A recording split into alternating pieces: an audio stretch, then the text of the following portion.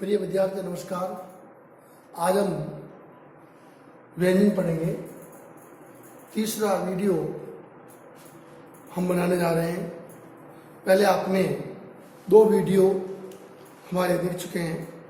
पहला वर्ण विचार के अंदर 2 वीडियो में बनाए थे। तीसरा वीडियो हम आपको आज भेज रहे हैं। प्लीज़ ये वीडियो आपको अच्छा लगे तो उसको लाइक करें, कमेंट करें और अपने मित्रों को शेयर करें, ताकि इस ज्ञान का लाभ अधिकतर विद्यार्थियों को मिल सके और आपको और सबको फायदा मिल सके। तो देखिए विद्यार्थियों, आज हम शुरू करते हैं व्यंजन।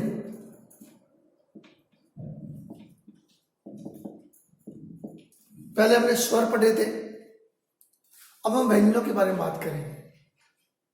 व्यंजन वैसे तो जो वर्ण है, वर्ण का दूसरा प्रकार है। पहला प्रकार हमने पढ़ा था स्वर, यानी पहला प्रकार। अब दूसरा प्रकार है व्यंजन।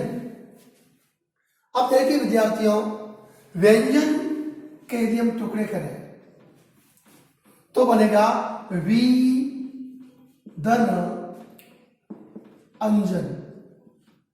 अब वी का अर्थ है विशेष और अंजन का अर्थ है काजल। लेकिन यहां काजल और विशेष से व्यंजन से कोई ताल्लुक नहीं है। इस व्यंजन शब्द का अर्थ हम वर्ण लेते हैं। तो व्यंजन का हम अर्थ लेते हैं वर्ण। एक व्यंजन का एक अन्य अर्थ भी है भोजन। यानी आप आज क्या व्यंजन बनाया, व्यंजन यानी भोजन। तो देखिए व्यंजन का मतलब भोजन है, व्यंजन यानी वर्ण है। और एक शब्द होता है व्यजन। व्यजन का अर्थ है पंखा। एक होता है विजन। विजन का अर्थ है सुनसान स्थान, यानी लोगों से रहित स्थान, विजन। अब देखिए व्यंजन की परिभाषा।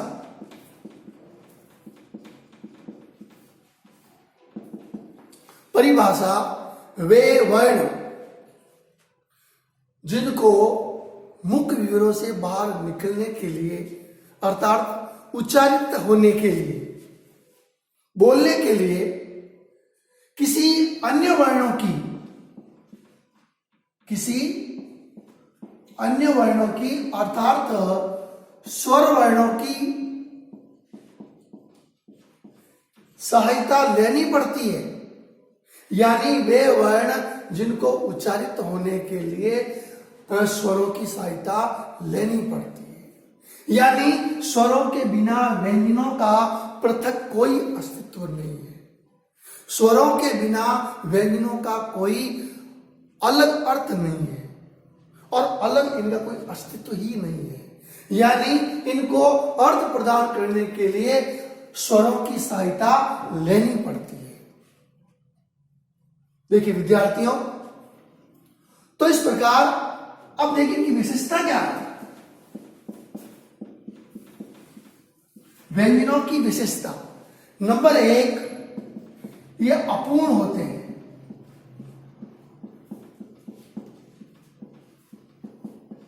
यानी पूर्ण नहीं होते। नंबर 2, स्वरों के बिना इनका कोई पृथक अस्तित्व नहीं है।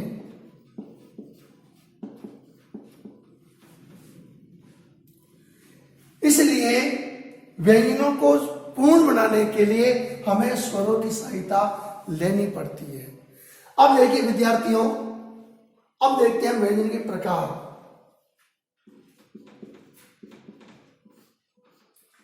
व्यंजन कितने प्रकार के होते हैं? व्यंजन मुख्य रूप से 4 प्रकार के होते हैं। 4। नंबर 1, कंपन के आधार पर।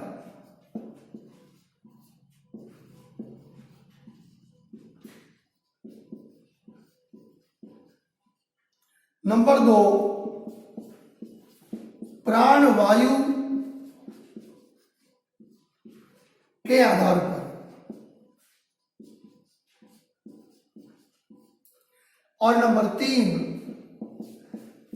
प्रयत्न या स्पर्श के आधार पर।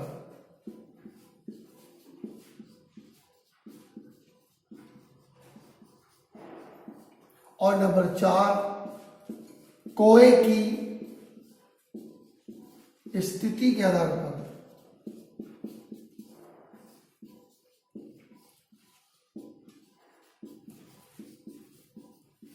यानी स्वर व्यंजन 4 प्रकार के हुए। कंपन के आधार पर। अब देखिए कंपन का दूसरा अर्थ है गूंज। और प्राणवायु यानी श्वास वायु।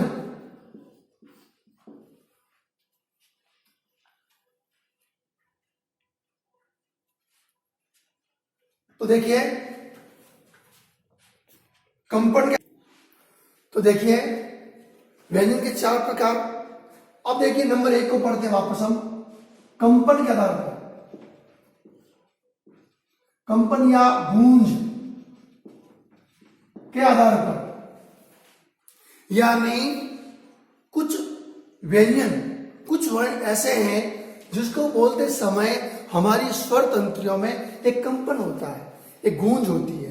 जिस प्रकार हम ढोल पर लकड़ी से, हाथ से चोट करते हैं और चोट करने से उस ढोल में एक कंपन होता है, गूंज होती है, और उस कंपन के द्वारा तरंगें निकलती है और वो तरंगों के माध्यम से वो आवाज हमारे कानों तक आती है। तो इसी प्रकार हमारी स्वर तंत्रियों में भी एक कंपन होता है, एक गूंज होती है।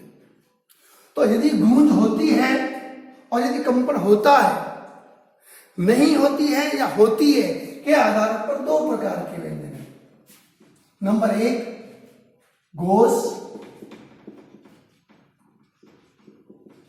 जिसको हम सघोष भी कह सकते हैं। दूसरा है अघोष, यानी घोष और सघोष एक ही अर्थ है, यानी कंपन होता है। अघोष यानी घोष जिसमें गूंज, कंपन नहीं होता है।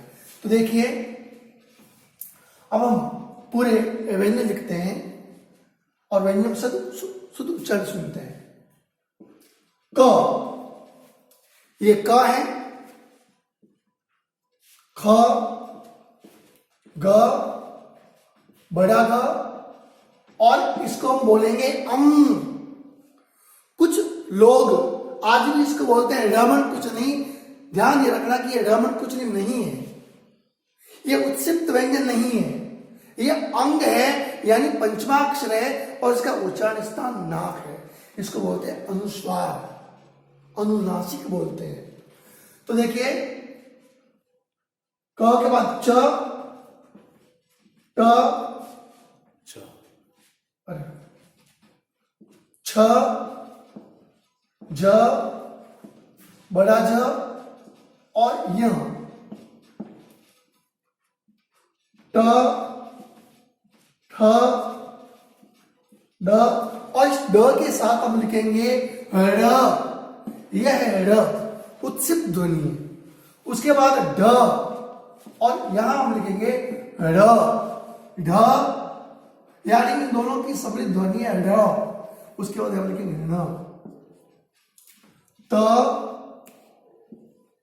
थ, द, ध और न, प, फ, ब, भ, म, य, र, ल, व, श, श, स, ह।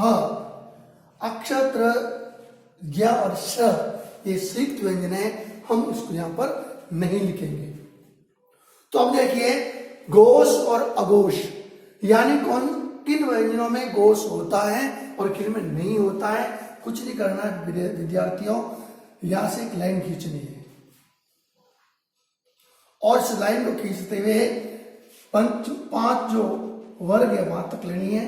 उसके बाद य र ल व को साथ में जोड़ते हुए ह को छोड़ते हुए और इस प्रकार एक लाइन खींचनी है। यानी आपको रटने की आवश्यकता नहीं, आपको गिनती याद रखने की आवश्यकता नहीं, केवल इस ट्रिक के द्वारा हम आसानी से समझ सकते हैं। यानी इधर वाले जो व्यंजन है वो अघोष व्यंजन है और इधर वाले जो व्यंजन है वो घोष व्यंजन है। यानी इस लाइन से इधर वाले तो घोष और इस लाइन से इधर वाले अघोष। अब मान लीजिए आपको याद नहीं रहे परीक्षा में कि अघोष इधर वाले थे या इधर वाले थे, तो देखिए अ पहले आता है तो आपको पहले अघोष लिखना है, घोष बाद में आता है, यानी घोष बाद में आता है, इसलिए अघोष है। अब कई बार संख्यात्मक प्रश्न भी पूछ जाते हैं कि भाई घोष कितने, अघोष कितने, वो कितने, वो कितने। तो देखिए इन व्यंजनों को हम गिनती करते हैं, यानी अघोष कितने हैं। तो देखिए 5 वर्ग तक 10 हो गए, 11, 12 और 13, यानी अघोष व्यंजनों की संख्या 13 है। ठीक है। अब देखिए घोष व्यंजन कितने हैं, तो घोष व्यंजन को हम गिनेंगे 15, 16, 17, 18, 19 और 20। यहां देखिए थोड़ा ध्यान में रखना है कि यदि आपसे पूछे कि मूल घोष व्यंजन, मूल घोष व्यंजन तो 15, 16, 17, 18, 19 और 20। और यदि यहां पर कुल जोड़ दे, कुल घोष व्यंजन जोड़ दें तो 20 और प्लस 2 कौन से, ये दोनों उत्क्षिप्त, ये कहलाते हैं उत्क्षिप्त, यानी उछाले गए, फेंके गए। यानी उत्क्षिप्त वर्ण जो व्यंजन है ये बाद में जोड़े गए हैं, ये मूल व्यंजनों में शामिल नहीं है। तो देखिए कुल हो गए 22। अब बात करते हैं मूल घोष हो गया, कुल घोष हो गया 20 प्लस तो 22, यानी उत्क्षिप्त को जोड़कर। अब देखिए बात आती है कि भाई कुल घोष वर्ण कितने, कुल मूल घोष वर्ण कुल। अब देखिए कई बार पूछते हैं कि कुल मूल जो घोष वर्ण है, पहले बात करते हैं व्यंजनों की, अब बात करते हैं वर्णों की। ध्यान ये रखना है कि जो सभी स्वर है, सभी स्वर घोष होते हैं। 11 जो स्वर है वो सभी स्वर घोष व्यंजन है, घोष वर्ण है। अब देखिए तो मूल घोष वर्ण हो गए, मूल घोष वर्ण 20 प्लस 11 यानी 21, और इसी में यदि कुल जोड़ दे तो कुछ नहीं करना है, 21 प्लस 2 बराबर 23, यानी 21 में 2 ये जोड़ दीजिए उत्क्षिप्त वाले, तो कुल जाएंगे 23। अब देखिए तो यहां पर हमने पहला टॉपिक पढ़ा है कंपन के आधार पर अघोष और घोष, यानी ये 13 अघोष व्यंजन है और सभी स्वर घोष होते हैं। इसके बाद ये इधर वाले जो लाइन के इधर वाले हैं वो सभी घोष व्यंजन है, और इस प्रकार आप संख्यात्मक दृष्टि से भी इस प्रकार आपको याद कर सकते हैं। अब देखिए प्रिय विद्यार्थियों, हमने पहला प्रकार पढ़ लिया कंपन के आधार पर, दूसरा प्रकार है प्राण वायु के आधार पर। प्राण वायु यानी श्वास वायु, वे वर्ण या वे व्यंजन जिसको बोलते समय हमारी जो प्राण वायु की जो मात्रा है अधिक बाहर निकले तो महाप्राण, कम मात्रा में बाहर निकले तो अल्पप्राण। यानी इस प्रकार ये प्राण वायु के आधार पर व्यंजन 2 प्रकार हो गए, पहला हो गया अल्पप्राण और दूसरा हो गया महाप्राण, यानी अल्प मात्रा में जो प्राणवायु बाहर निकले तो अल्प प्राण, और यदि अधिक मात्रा में प्राणवायु बाहर निकले तो महाप्राण। इस प्रकार प्राणवायु के आधार पर व्यंजन दो प्रकार के हुए, अल्प प्राण और महाप्राण। अब देखिए कुछ नहीं करना है, ये 5 वर्ग है, क वर्ग, च वर्ग, ट वर्ग, त वर्ग और प वर्ग, यानी 5 वर्ग है। ये 5 वर्ग हो गए, पहला वर्ग, दूसरा वर्ग, तीसरा वर्ग, चौथा वर्ग और 5वां वर्ग।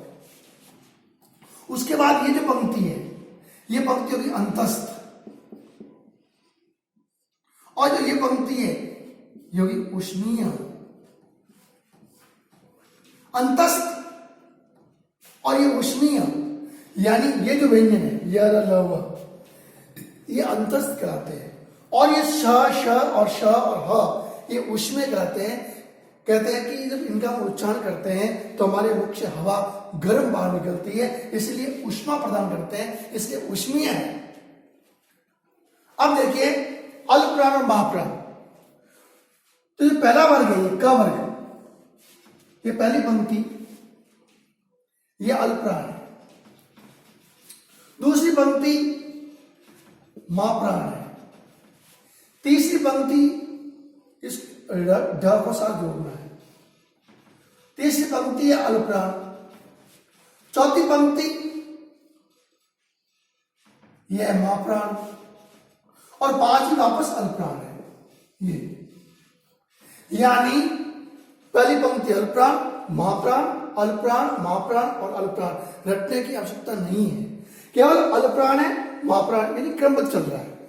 अब देखो हमने शुरुआत कहां किसी की थी, अल्प प्राण से, तो ये जो अल्प प्राण है ये यरलो पंक्ति पूरी अल्प प्राण है, यानी ये पंक्ति अल्प प्राण, और नीचे वाली पंक्ति महाप्राण, यानी अल्प प्राण, महाप्राण, अल्प प्राण, महाप्राण, अल्प प्राण, और ये अल्प प्राण और वापस महाप्राण।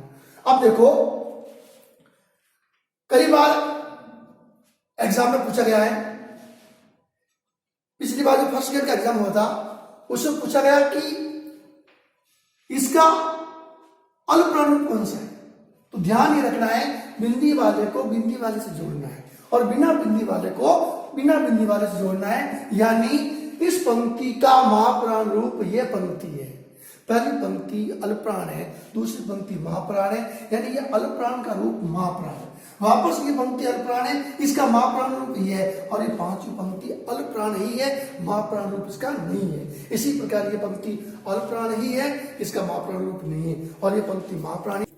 तो इस प्रकार अब देखिए स्वरों के बारे में, यानी ये ध्यान रखना है, नोट रखना है, सभी स्वर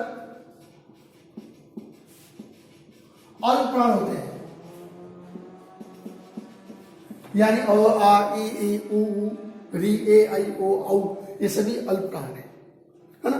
और इस प्रकार अल्प प्राण और महाप्राण के बारे में हमने पढ़ा, तो सभी स्वर अल्प प्राण है। ये पहली पंक्ति अल्प प्राण है, ये दूसरी पंक्ति महाप्राण है। ये ध्यान रखना है, इस पंक्ति यदि पूछे क का महाप्राण रूप ख और ख का अल्प प्राण रूप क, इस प्रकार आपने अल्प प्राण और महाप्राण को बिल्कुल व्यवस्थित तरीके से समझा। और अब देखिए विद्यार्थियों, पहला पढ़ लिया आपने, दूसरा पढ़ लिया, अब तीसरा पढ़ते हैं। तीसरा प्रकार है प्रयत्न या स्पर्श का दर्द, यानी व्यंजनों का उच्चारण करते समय हमारी जीवा को, हमारे अंगों को प्रयत्न करना पड़ता है, और कुछ व्यंजनों का उच्चारण करते समय स्पर्श करना पड़ता है। तो प्रयत्न और स्पर्श के आधार पर व्यंजन 3 प्रकार के हैं। पहला स्पर्शी, दूसरा संघर्षी, और तीसरा है स्पर्श संघर्षी। यानी 3 प्रकार के व्यंजन हुए। स्पर्शी, संघर्षी, स्पर्श, संघर्षी। अब देखिए विद्यार्थियों, इसी व्यंजन के अंदर देखिए, अभी आप क्या करते हैं, इस लाइन को छोड़ दो, इस लाइन थोड़े समय भूल जाइए और याद ये रखो कि ये जो पंक्ति है, ये पंक्ति इसमें शामिल नहीं है, यानी प्रयत्न और स्पर्श के आधार पर में यह वाली पंक्ति शामिल नहीं है। बाकी वाले देखिए, ये जो क वर्ग पूरा है, ये क वर्ग है स्पर्शी। अब इच्छा को अभी थोड़े समय रुक जाइए। अब देखिए ट वर्ग, ये भी है स्पर्शी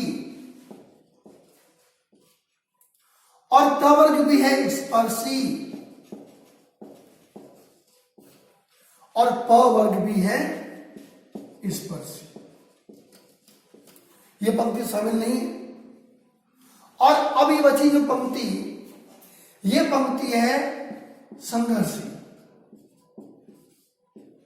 यानी इनका जब आप उच्चारण करोगे तो उच्चारण करते समय व्यंजनों को, हमारे मुख के अंगों को स्पर्श करना पड़ता है, इसलिए स्पर्शी है। ये स्पर्शी, ये स्पर्शी, ये स्पर्शी और ये संघर्षी। अब अच्छी च वाली पंक्ति, अब देखिए च वाली पंक्ति दोनों शामिल है, स्पर्शी, स्पर्श, संघर्षी, यानी एक स्पर्श और संघर्ष दोनों सम्मिलित है। अब देखिए विद्यार्थियों, इसमें प्रश्न कैसे बनते हैं। पिछली बार एक सेकेंडरी का एग्जाम हुआ था, उससे पूछा गया कि कुल स्पर्शी वर्ग कितने हो सकते हैं, और ऑप्शन में था 4, 5, 6, 7। विद्यार्थियों ने पहला ऑप्शन ही 4 करके राइट कर दिया, क्योंकि उसने पूछा था कि स्पर्शी वर्ग कुल कितने हैं। अब कुल 1, 2, 3 और 4, ये 4 तो मूल है, मूल स्पर्शी वर्ग 4 है, लेकिन कुल स्पर्शी वर्ग ये भी शामिल है, क्योंकि इसमें स्पर्श और संघर्ष दोनों का गुण मौजूद है, इसलिए कुल स्पर्शी वर्ग होगा 5। ये रहेगा। अब तो कुल मूल स्पर्शी वर्ग 4, कुल स्पर्शी वर्ग 5, और यदि पूछे मूल संघर्षी वर्ग तो 1, ये मूल संघर्षी वर्ग 1। और यदि पूछ ले कि कुल संघर्षी वर्ग कितने हैं, तो संघर्ष में इसमें भी है और ये भी है। तो इस प्रकार कुल संघर्षी वर्ग, कुल संघर्षी वर्ग हो जाएंगे 2, और कुल स्पर्शी वर्ग हो जाएंगे 5, और मूल स्पर्शी वर्ग हो जाएंगे 4। इस प्रकार आप स्पर्शी, संघर्षी और स्पर्शी व्यंजनों को पढ़ सकते हैं। अब देखिए विद्यार्थियों, हमने 3 प्रकार पढ़ लिए। अब देखिए चौथा प्रकार, कोए की स्थिति के आधार पर, यानी अब देखिए कोआ है क्या, हमारा गला है, इस गले के अंदर आप देखोगे हमारे नाक के 2 छेद हैं, और इन 2 नाक के छेदों के बीच में एक छोटा सा मांस का पुतला लटक रहा है, मांस का एक भाग लटक रहा है, इसको बोलते हैं कोआ। मारवाड़ में कहते हैं कागला, यानी जब किसी बच्चे का गला खराब हो जाता है, खांसी जाती है, तो इसमें सूजन रहती है, इसलिए सांस लेने में तकलीफ होती है, खांसी वगैरह आती है। तो देखिए ये कोआ है। अब इसकी स्थिति के आधार पर, यानी इसकी स्थिति क्या बनेगी, इसके आधार पर 2 प्रकार के व्यंजन, एक है अनुनासिक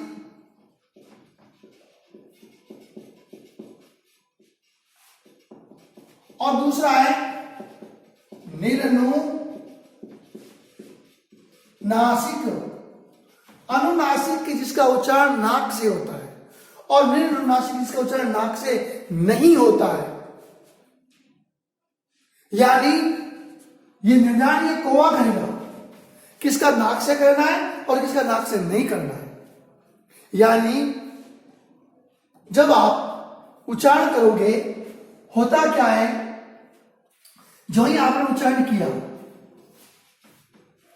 और हवा तेज गति से बाहर निकली, और बाहर निकलते समय क्या होता है कि जो मांस का पुतला होता है, प्रेशर लगने से ये फैल जाता है, और फैलने से नाक के दोनों छेद हो जाते हैं बंद, और हवा निकलती है हमारे मुख से। हवा और पानी का नियम है, जहां उसको रास्ता पहले मिलेगा वहां से निकलेगी, और जब पहला रास्ता बंद हो गया इसलिए वो क्या करती है, नाक से निकल जाती है। नाक से निकल कर मुंह से निकलती है, और इसलिए दो आधार पर गया, यदि हवा नाक से निकले, अब मान लीजिए तो हवा का प्रेशर कम है और हवा के नाक के दो छेद बंद नहीं हुए, और इसलिए जब हवा नाक से निकल जाए, अर्थात वे व्यंजन जिनका उच्चारण नाक से हो तो वो करेंगे अनुनासिक। यानी ये जो पंचमा अक्षर है, ये जो पंचमा अक्षर है,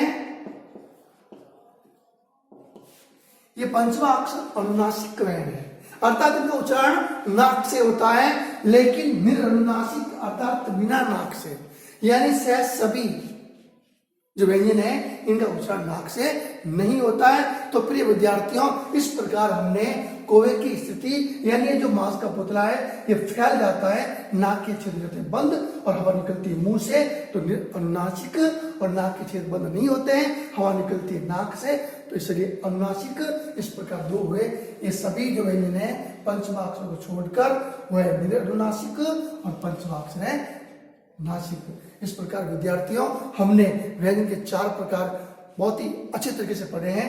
आप इसको यदि सही तरीके से पढ़ोगे तो इसका फायदा आपको बहुत अधिक मिलेगा।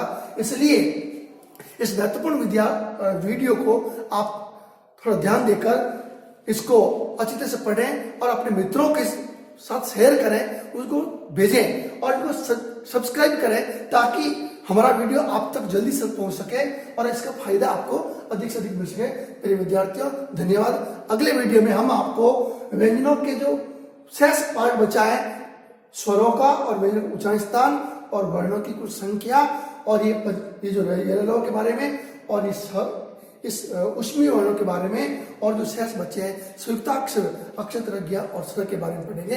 धन्यवाद, नमस्कार।